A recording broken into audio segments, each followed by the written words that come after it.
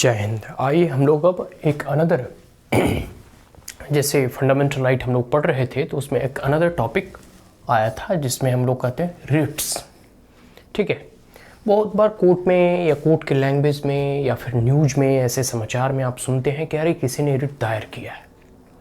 इसका मतलब क्या है, इसके बारे में हम जानने का प्रयास करें, क्योंकि यह फंडामेंटल राइट से संबंधित है, मौलिक अधिकार से इसका सीधा सीधा संबंध है, इसलिए इसे जान लेना आवश्यक है। ठीक है, अंडर कॉन्स्टिट्यूशनल रेमेडीज के तहत सुप्रीम कोर्ट, सर्वोच्च न्यायालय, जो कि ग्रांटर और defender of the fundamental right है, उसके पास यह अधिकार है कि वह डायरेक्शन इशू कर सकता है, वह रिट इशू कर सकता है।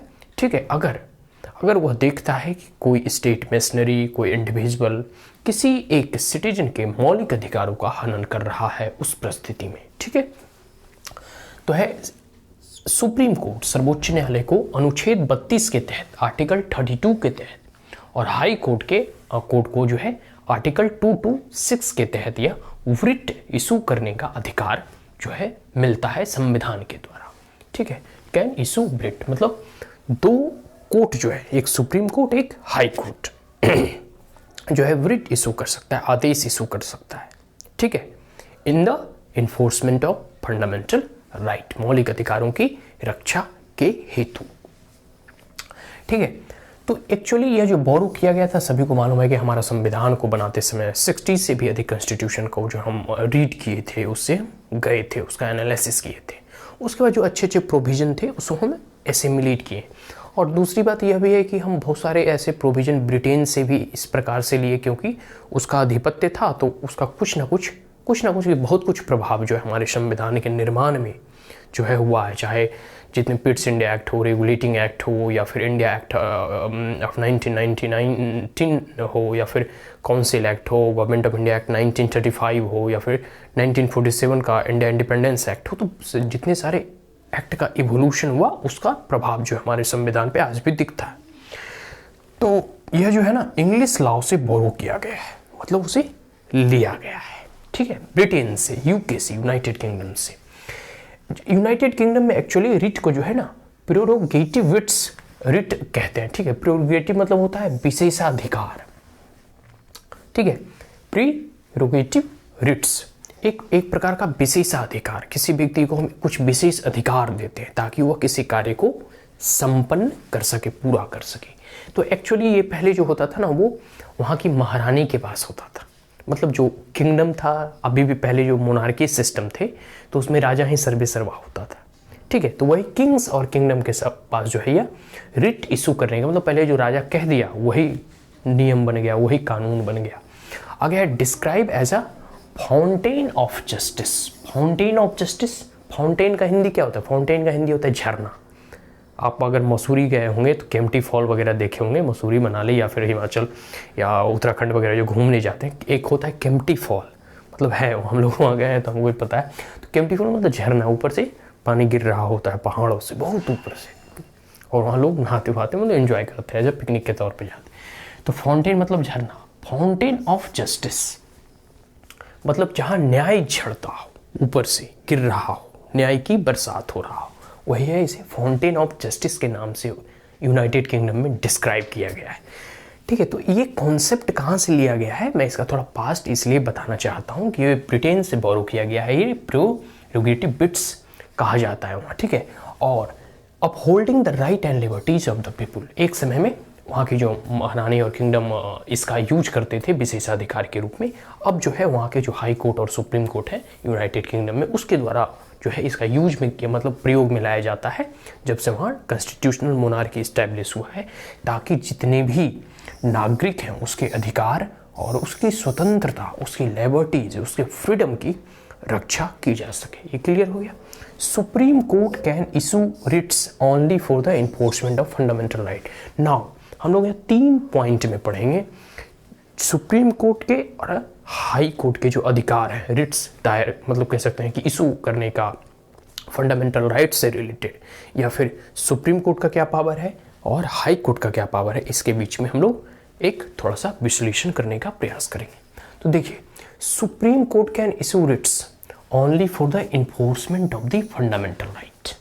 सभी को मालूम है supreme court as a grantor, as a protector, कह सकते हैं कि defender of the fundamental right है, गार्जियन ऑफ द कॉन्स्टिट्यूशन है। तो in that case supreme court जो है, सर्वोच्च न्यायालय जो है, मौलिक अधिकारों की रक्षा के लिए या जो है रिट जो है इशू करता है, मतलब डायरेक्शन देता है, ऑर्डर देते हैं कि भाई किसी व्यक्ति का मौलिक अधिकार का हनन हो रहा है, उसे तुम्हें प्रोटेक्ट करना है।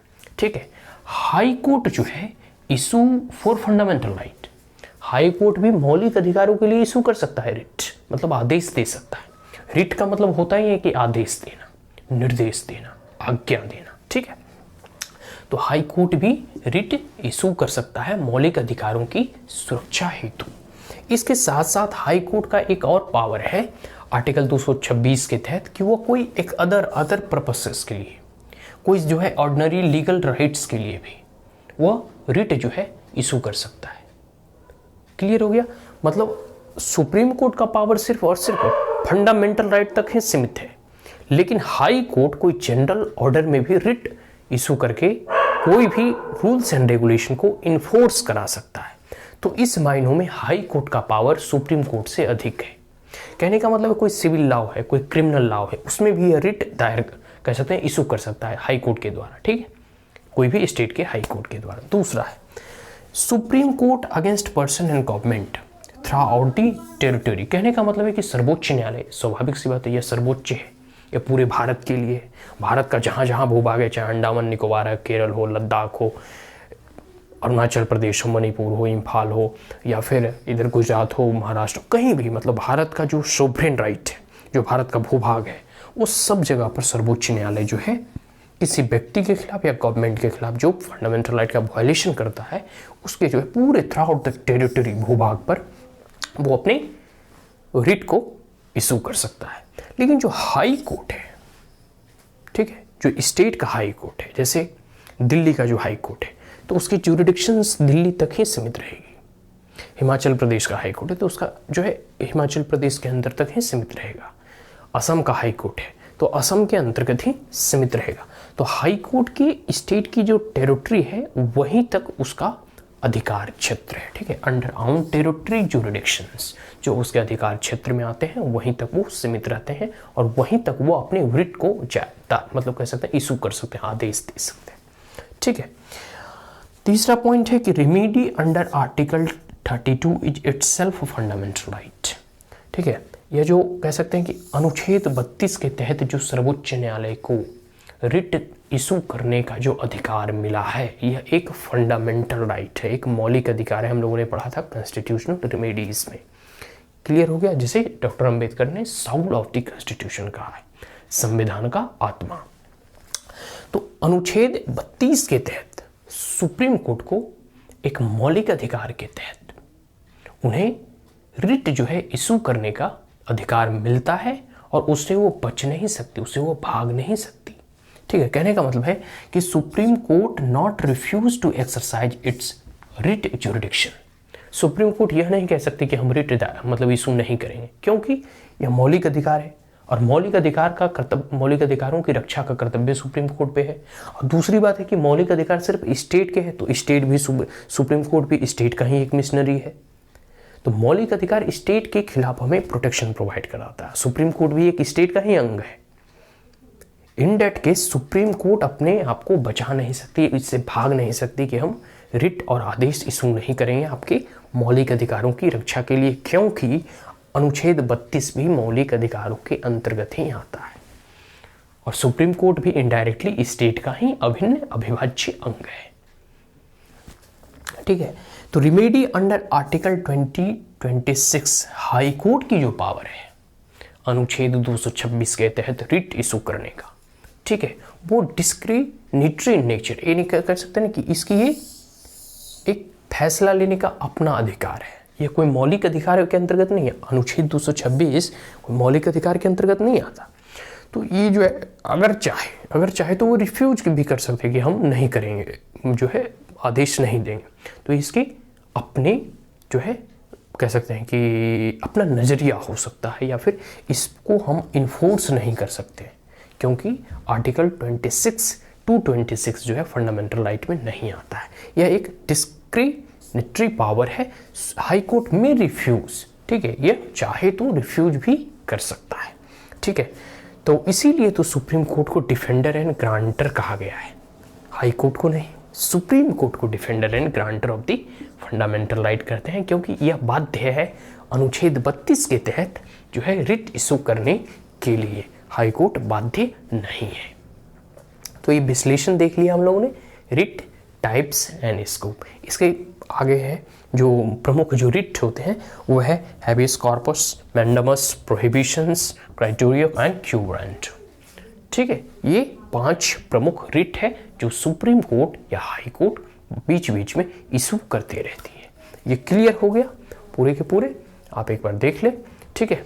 और फंडामेंटल राइट मोर और लेस सब कंप्लीट ही होने वाला है, 1-2 वीडियो बचा है, इसके सिग्निफिकेंस क्या है या फिर इसके कुछ क्रिटिसिजम्स वगैरह अगर कुछ हैं तो हम उसे कवर करेंगे। अब हम इस क्लास को यहीं सम अप करते हैं। If you are the first time on my channel then like it, share it as well as subscribe it, also press the bell icon. If there were any queries, comments, suggestion, advice, you may comment in the comment box. Thank you once again. Have a great day.